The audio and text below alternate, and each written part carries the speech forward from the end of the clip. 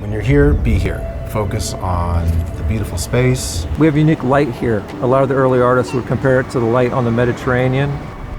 We have the forest, we have the moths. In the early morning, there's a lot of fog that actually comes into the valley. And now you're connecting to the greater world around you. Hamlet said the theater is holding a mirror up to nature.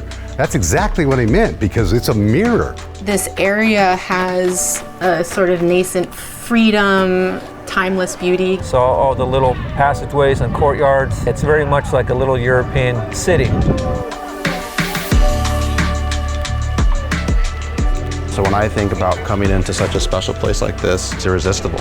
The fresh ingredients, it's the ocean, it's the mountains. So you watch whatever the ingredient is walk right through the front door as you're eating your meal. All the other bohemians, George Sterling and all of his followers, they were creative, free souls, and they really set that ethos. The history goes beyond people for me. It goes into the natural elements as well. You're at the mercy of the outdoor elements when you step out into it. From every animal to every plant, there's a rhythm. If you're lucky, you can see whales, but oftentimes you'll see dolphins. We're spoiled. Countless moments where you can't believe that this is where we live. It's magical. It feels unreal at times.